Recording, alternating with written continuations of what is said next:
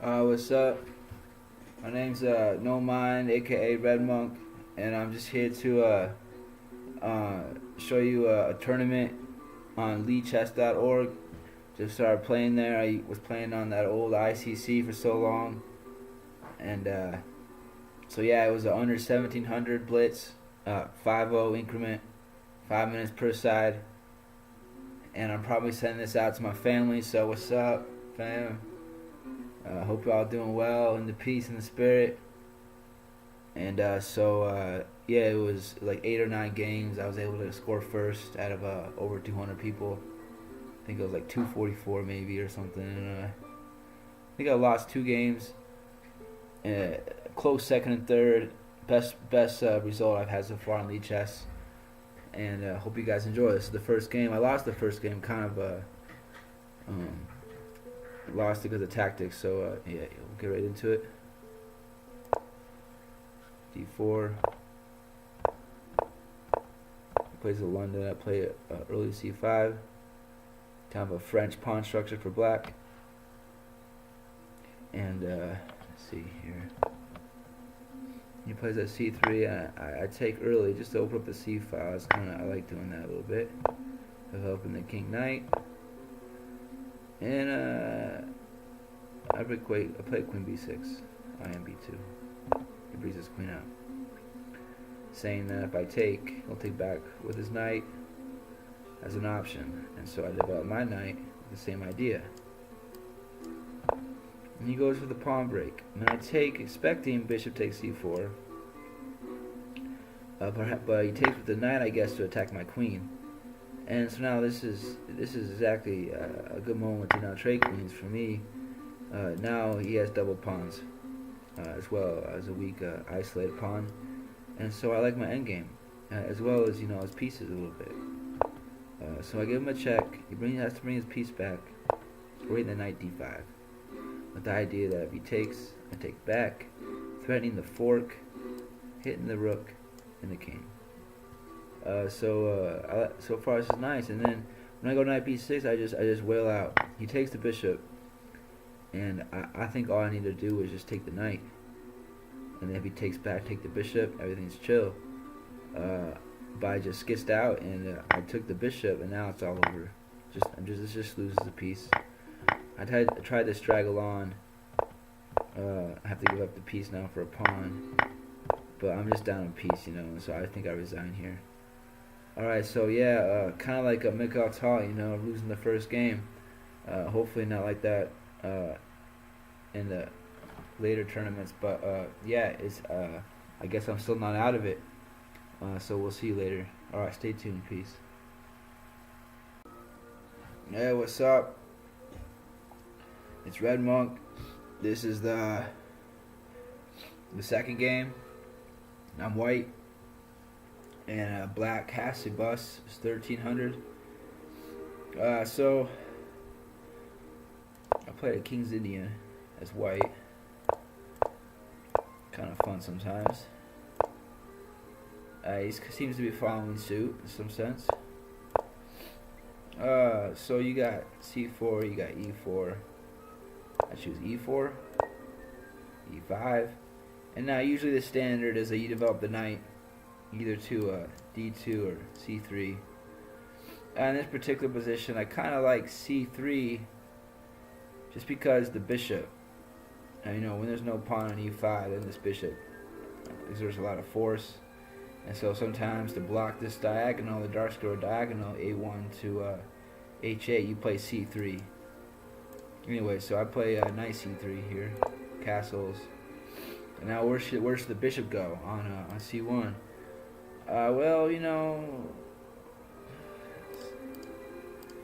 I decided just to go for g5. It's blitz, and he follows suit, and so I get prepared to try to exchange the king bishop for black by playing queen d2. He follows suit again. And then, so now I probably made irrational move here. I moved my rook, thinking maybe I should save my bishop, but I should have maybe played d4. I should have done some other stuff. Maybe develop my a rook. But anyway, so I do this. with the idea that I just bring it back, but he brings his rook, and now I just go for this. He does the same thing. Trade. Knight g5. Just looking for tactics, looking for tricks. He takes, I take, and he brings his knight into g4. I'm not sure what it exactly does, so I just hit it back, and he does the same. And then when I take, he takes, and now I win a pawn. And after f6, can't go to the h file because of the rook. It'll be all over. So I go to e3, and now my pawn's hanging by the queen. But he doesn't take it for some reason. He brings his knight in. Probably a good intermezzo, of course, because c2, so I defend. And turn this down a little bit. And so now I figure he would take, but he takes the open file. So I play f3, protecting my pawn on g4. Perhaps that was his main mistake after this. He tries to open it up, but now his king's wide open. And so now I have these weak squares. Really all these that I can try to penetrate to his king. And so that's what happens. I take. And I bring my knight in. All on the dark squares here. Of course he has his knight and his queen, but it's just his king is just too, his king's too bare. So this is kind of interesting. I go for a check here, because of course the rook. So the pawn's pinned, you know. He goes back, and I check with the queen. I bring the knight back, check. So I'm kind of just maneuvering a little. Now winning tactic, you know. So now he just resigns. All right, stay tuned. More vids from Red Monk, aka No Mind, Dawarts, and we'll see you. What's up? It's Red Monk. This is the third game. I have the black pieces around 1600 here. It's a 5-0 Blitz, under 1700 LiChess. I was able to score first place out of over 200 people. I think it was like 244 or so. 89%. 89%. I think I lost 1 or 2 games. So here we go. My opponent is around 1580. I'm playing the Elephant Gambit. So he takes, and Bishop d6, and one of the main lines is to push the pawn. It's kind of known around the block now. So Bishop d6 is the solid try for this gambit. And knight c3 isn't too committal for me. It doesn't attack my center, and I kind of enjoy playing f5 because of that. D3, of course, you also have moves like D4,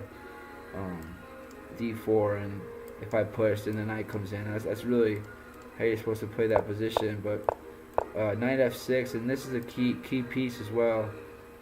And so he brought his king up. Of course, I'm sure he was trying to play bishop b2, and so I'll go through the game rather quickly. I just try to bust open the center, and of course these light squares are very weak. I give him a check, and I'm sure my play wasn't as accurate as possible. For example, you know, my rook is quite nice in the f file. Maybe I should have played king e8 or king e7, but I brought the rook over for a check.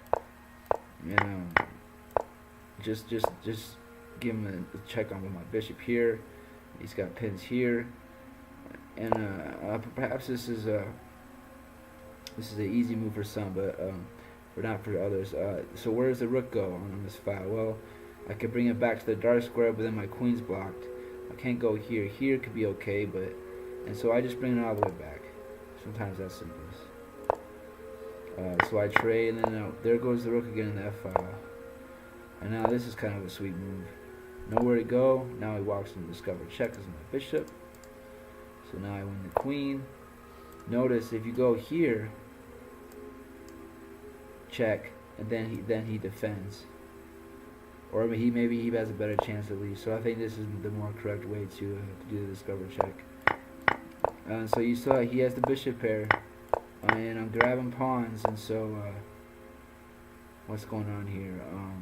I'm attacking the bishop. He doesn't see it, or at least he attacks mine, not knowing that defends the bishop on c5. So now his bishop pair's gone. This makes it a lot easier. So now I play check here. He didn't take the knight. If he did take the knight, I have something like this. And his king's getting closed off. So, and I think he's running out of time as well. I don't know. I think we're both running out of time because these moves don't seem as accurate as possible. It was a 5-0 blitz. So now when he did push his pawn, I was just thinking, well, I'll just sack it with my knight. So I wasn't too concerned. So that's what I do. And now it's pretty much over after this. I give a check and I win the rook here. And he runs out of time. Alright. Great games. I know they're not the most magnificent, but somehow it was able to get me first place. And thanks for watching. And stay tuned. Thank you. Alright, y'all. So this is the 4th game. And I'll try to record a little slower. Turn the music down a little bit. So yeah, as you can see, I'm relatively around 1600. My opponent is around 1200. So going on this game, I just didn't want to lose tactically. So let's get on with it. It's e4. I wanted to play Sicilian, and it turns into a closed Sicilian. And so I attack the pawn, but I usually don't take it because sometimes it could lead to disaster. It's just developing kingside pieces with bishop e7. So like I said, it's a closed Sicilian. With b6, I was just kind of, I didn't know where I wanted my bishop or my knights yet, and I was just holding up c5, just trying to play a solid move. And then so I put the bishop on a long diagonal here, and he goes he plays b4. And my idea is to open up the c file and perhaps pressurize his bishop, his good bishop. And then also, of course, the pawn's a little weak. So I play knight c6, trying to finish development. He pushes, and so I really like this idea, knight a5, because I had the idea, well, you're probably not going to give up the exchange with rook takes bishop, right? But I mean, you probably could bring his bishop back, maybe. You know, something like this, or you know, just leave it there so I could just capture it, you know, or do something. But he didn't do that. He gave up the exchange, so I was pretty happy with this. But you know, I got double pawns, but I'm up in exchange, you know. So he brings his queen over, and I try to bust it open in the center. Takes, brings his bishop back, and now I don't know if this is sound, you know, if you put it in Stockfish, but it just felt right. It just felt right just to give this pawn back. And now I just take over the light squares. We do some trades, and now my queen's very nice. I'm still up the exchange. You know, he might have some pawns, but I like my position. Alright, so let's see what happens here. I do this little maneuver to get my bit piece right here. And now he's eyeing e7, of course. Gnarly fork, my king. Probably best I like was well, I'll show you what I played. I played my rook A to E, but probably this right here would have been better. That's what I felt. My rook's kind of hemmed in. So he moves, and I'm just trying to trade down so that my rooks will show more. And so I take the pawn, and then this wasn't smart because I lost the exchange, so I had to give the exchange up. So now what, I'm down I'm down a pawn. I get the pawn back. Now I'm down a pawn, and so you know the times on here I don't think are correct. I gotta get that fixed, but I think we're kind of low on time, and I'm just trying to look for tactics. And so we both make space for our king, so make luft. And now this was very nice for me. It's very passive. You know, his rook on f1 had great influence with his queen. So now this allowed me to attack the queen, and then basically just put my rook on the 7th and just try to hold. but he didn't see his. He attacked him with c4. And of course, I'm sure you can see it. Leads to checkmate 1. Queen takes g2 checkmate. Thank you for watching. Stay tuned for the other ones, and peace. Hey, what's up? This is my 5th game of the tournament. Let's get into it. Let's see. I'm 60. My opponent Zach 69 is around 1635. All right, we got some monks chanting in the background. Let's see what's up. I start out with e4,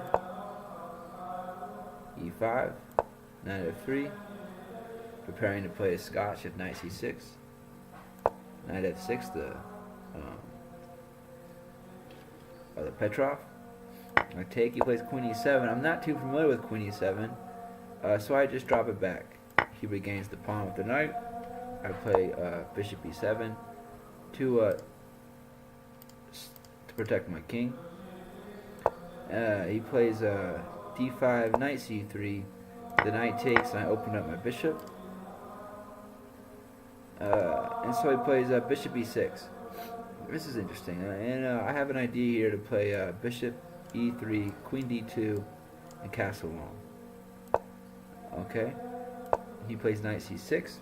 Interesting, because normally you'd want to bring your pawn to c7 to protect the pawn on d5. So d5 is now a weak pawn, and the bishop is a weak bishop. So he wants to castle queenside, and the queen is blocking the bishop on f8. So he has some problems already, in my opinion. And after he castles, I could just castle long or castle kingside. But if I castle kingside, then he has a very quick attack. So I played this move knight d4, realizing we just take it back here, realizing that the main squares in the center are the d4 and e5 square. The knight on c6 is trying to battle it, but I have all of this just piling up on the center, really controlling. And his square, the e4 square, he has no pieces there. And so I like my position very much. So I played knight d4, and I think capturing the queen is interesting, just because I'm eyeing this, and it brings the queen to a very nice lateral position here on the 4th rank. And so his next move, I think he lashes out. You normally don't want to push pawn in front of your king, but he plays c5, and I just play queen a4, attacking this. All these light squares are weak now, and so he goes on and pushes, and I see that I can win a pawn just by capturing. So that's what I do. And now he gets out of his trouble somewhat by trading queens, which is not a huge deal at the moment. I just take, and c3 is I like c3, and so then he just leaves it there, realizing that if I take, his rook can take. But now I just castle long, protecting the bishop on d4. Now c3 takes bishop, pawn takes bishop as a threat. He brings it back, although e7 looks a little more promising. But I guess the reason why is because g7 was hanging on my bishop. Okay, and I play h3. Well, I realize I'm up a pawn, and I'm up on time as well. You can see he only has 30 seconds. It's a 5-0. I have a minute. And the idea is that I noticed that all these squares around my king are weak, and so my idea was just to try to take away the light squares. It's funny, he could actually probably take this, but at that particular moment, I don't care so much about that pawn. The only thing I don't want him to do is get bishops raking down on my king. So I play h3 with the idea of playing g4. And now I put my bishop on the long diagonal. I didn't know perhaps these moves aren't the best, but just bringing my rooks to the center. And then I took with the pawn just because it looked kind of interesting, opening up the c file. And so what happens here? I push the bishop back. I take, and I bring my rook to the 7th. My king is on a dark square. We both have light square bishops. 3 pawns. I'm up a pawn, and I have a rook to the 7th. So I like my position. I'm attacking f7 for the moment.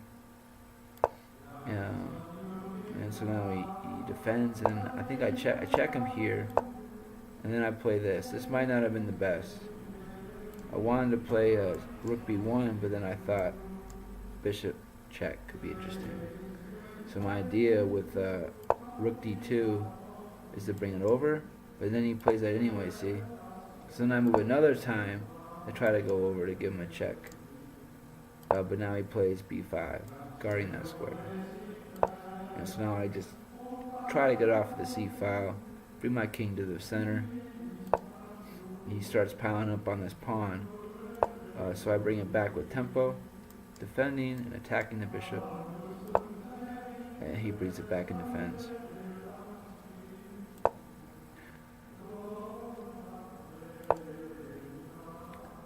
Attacking f3. I protect, check, and then I see, what do I do here? I see that I can move my bishop and the pin isn't too bad. So I move the bishop, and now there's some trades here. He takes. So the pawns are even.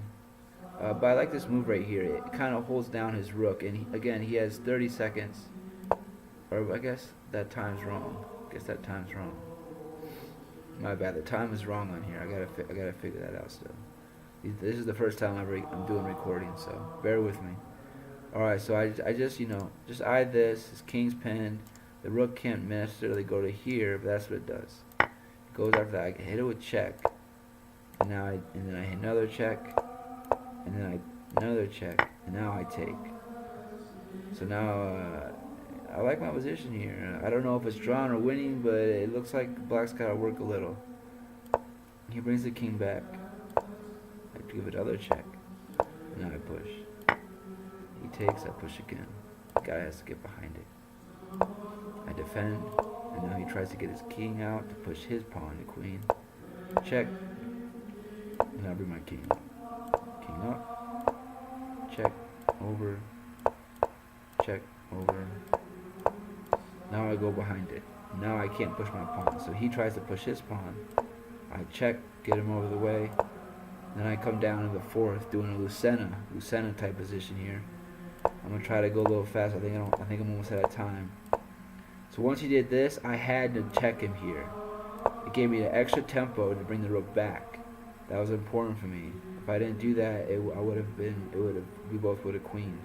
Now this allows me that extra tempo, so when he queens, I could do the maneuver to win this here.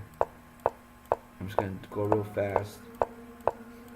So there's the maneuver. That's the maneuver. You could study in the endgame book. If the pawn was a rook pawn or a bishop pawn, it would have been a draw. If the player knew how to draw, but essentially it was a knight or the 2 centers or the other knight pawn. It's a win with a queen and a king. Interesting game. Hope you enjoyed it and perhaps learned something from it. Stay tuned. Adios. Hey, what's up? This is the 6th game of the tournament that I achieved first in out of over 200 people. It's my best result so far on LiChess. Just started playing on it the past week or so. Been playing on ICC for decades, or so it seems, and really liking the site. Of course, it's free. Recommend it. Most of the people probably know about it. Who know about chess, anyways. This is kind of an embarrassing game. I'll tell you why. I know a little bit about the Frum's Gambit. And after this move right here, bishop d6, of course he didn't accept it, but when he played knight f3, and now I know there's ideas with g5, with the idea of pushing. And so he plus that, and then look at this mate. So, and of course, me in the blitz mode, I'm blitzing out for some reason. And so I didn't take the time just to look.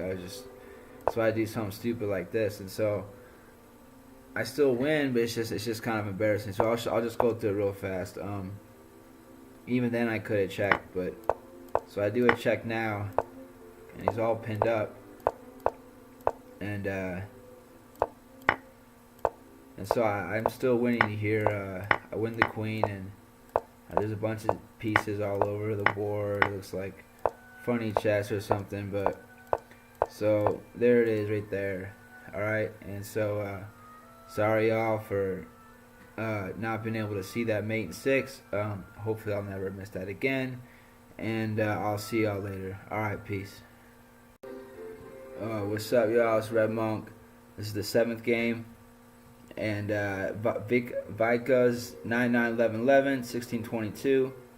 So here more 1600s now, and let's go. I got white, so let's get on. Knight f3. I like to play the king's any attack. He's playing a Sicilian. And here we go. We're just developing our pieces. Knight e7. And so now h7 is just a little bit more weak, tender. Especially these dark squares, of course. But normally this knight is on f6. h7 is a little weaker now. Knight d2. With the idea that I can play c3, try to block this diagonal. Of course, knight c3 might be playable here, but it's on another day I might play it. But so I'm playing knight d2, castle c3. Now I got some moves: queen e2, queen c2, rook e1. Play queen e2. He really brought his knight in. I thought already I like my position, because if he takes with the pawn, well, it structures my stuff. He takes with the bishop, he's bringing his piece away from his king. I can attack it, so that's kind of what happens here. I almost like the piece play of knight f3, and just trying to develop. But here I decide f4 look nice for the fact that this dark square diagonal is blocked for the moment by some pieces.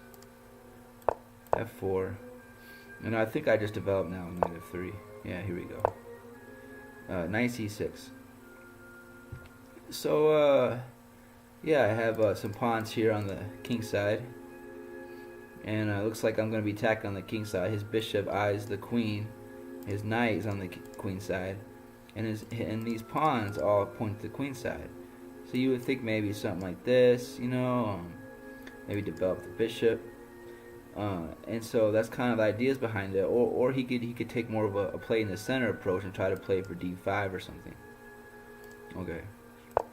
So bishop d2. I like this for some reason because I thought, well, watch. He'll go to queen b6, and then I'll gain a tempo by going to bishop e3, and that's what he does. Watch. Queen b6. Now I go bishop e3, protecting b2 from the queen. And the bishop now eyes the queen. Now he wastes a move and goes back. Wonderful.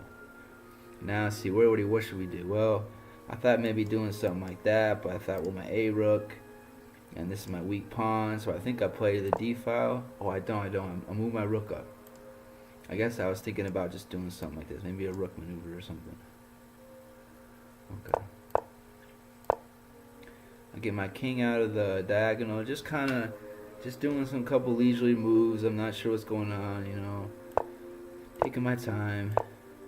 And then when he strikes out like this, I really thought this was kind of interesting. The game starts to open up soon. I think I might play g4 here. I play go for g4. I realize I'm more powerful. See all my pieces on the king side compared to his too, you know. And look, he has undefended pieces. My rook can swing over anytime it wants to. So I like my position. I feel like I have the initiative, and we'll see what happens. He takes, I take back. Alright, let's see what he plays. He plays that. Now, you probably don't want to take this. It opens up his rook, and so I think the best move is probably to go like this. And it blocks his bishop. And he looks like it's blocked, but I bring my bishop back. Now I try to take open the semi-open file. There we go. He defends. And bring my queen back with the idea, you have to envision that in order to get rid of this, you're going to sacrifice a piece. And these pieces aren't doing much. So my queen eventually wants to go to here. I'll show you how that happens. Here we go. I sack the piece. Now I bring my queen in. And now I just have to. You have to keep attacking. So I push the pawn. And it's pretty much over. Mate. Thank you for watching. Have a good one. What's up? It's Red Monk. Just showing you this past tournament that I played in. It's the 8th game. It's a 1300. Let's see how I do. I play the Elephant Gambit. He takes, and I push the E4.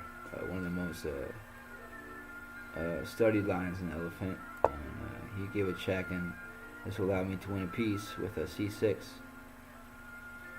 So C6, pawn takes, 2 pieces are hanging.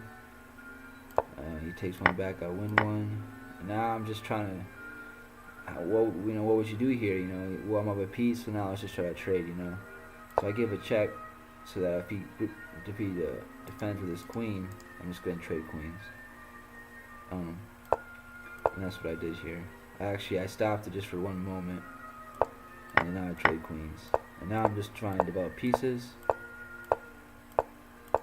And he had some pressure here, maybe, especially this one right here. But it's okay. He traded. I take. It's a weak pawn, and now I have these open files for my rooks. So that's what I tried doing. I tried taking advantage of it.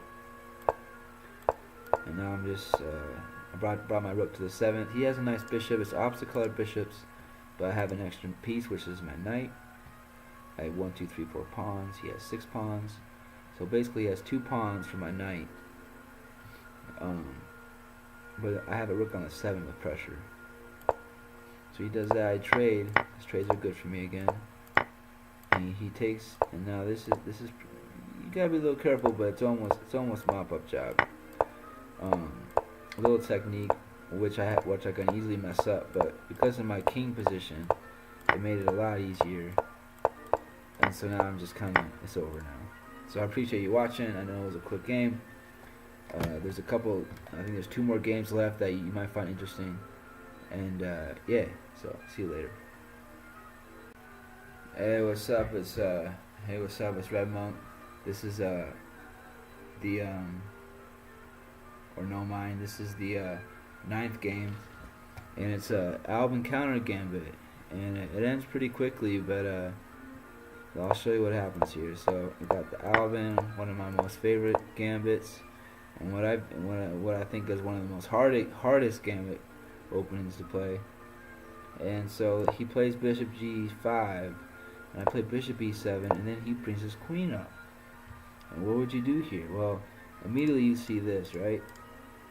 But what I do is I simply push the bishop back with tempo, and then I go for the queen, and so it wins a piece by force, unless he wants to lose his queen. So, and I just trade queens, and so I keep. And now his king is on a very big, nice file. So if I just keep it together, I should be able to close this out. Castle queen side, just trade again. And I thought this move helped my knight to develop. I don't know if it's the best, but where can my knight develop? I can't develop my knight, so I moved my pawn up. I thought that was interesting. I wasn't sure if I wanted to, because the knight has, this, but my bishops control it. So I trade again, and then I pin the bishop. And here we go, more trades. You didn't see it. This is a 1600, by the way. And so now I'm just continually trading. Nice spot for my knight, in f2, and so he gets out of the way. I move my king, just give my king on a dark square. It's always good when the bishop's light to have the king on the opposite color. And he's trying to attack my king, and so now I just check him, and now it's just a royal fork in some sense, or maybe a minor royal fork, a peasant fork. But anyways. So now it's over. He resigned, and I have one more game to show you. I believe I lost it, and that will be the end of these short series of videos. And I hope to see you one more game. If not, that's fine. Take care. Be well, and Merry Christmas. But I'll see you next time on